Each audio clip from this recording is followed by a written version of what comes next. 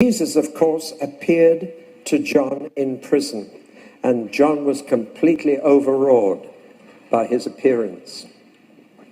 When I was preaching in Australia, a lady was in the congregation who had been traveling by air from Australia to New Zealand over the Tasman Sea.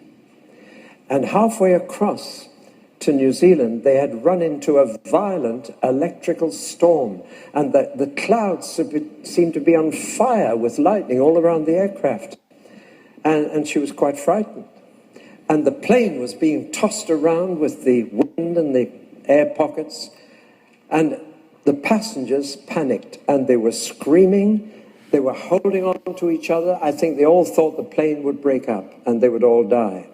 And the lady noticed that the lady sitting next to her against the window was praying. Well, anybody would pray in that situation.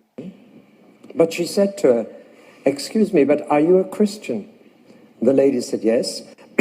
And so they said, "Well, let's pray together." And together they said, "Lord, you stilled the storm 2,000 years ago. Please do it again. But please still the storm inside the plane as well as outside." And within 2 minutes, everybody in the plane was at peace and had stopped screaming and was sitting quietly. But the storm continued outside, and she had a camera, so she leant over across the new friend, and she held the camera at arm's length against the window and pressed the trigger, hoping that she might get a picture of this extraordinary sight of the lightning apparently setting the whole sky on fire.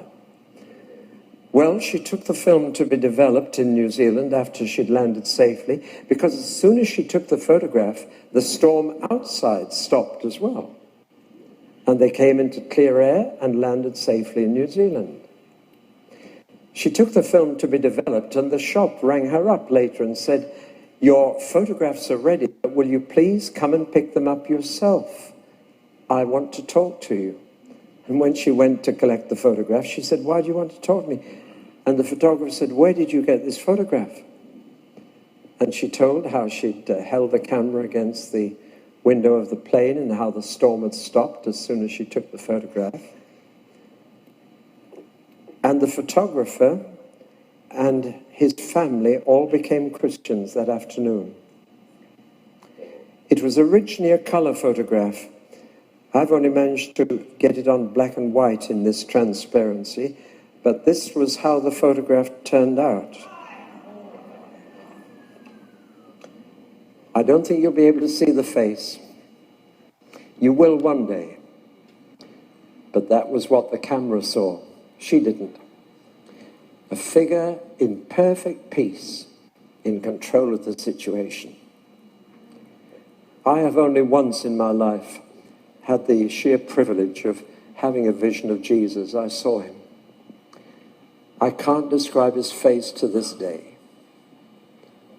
But just to know that he was there and he was real.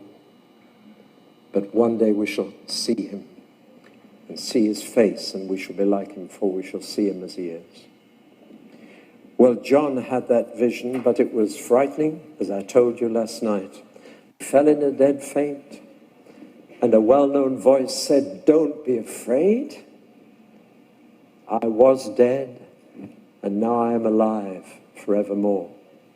You know of every other great world leader, every other founder of a religion, you have to say they were alive and they are now dead forevermore. Only of Jesus can you say he was dead and is alive forevermore.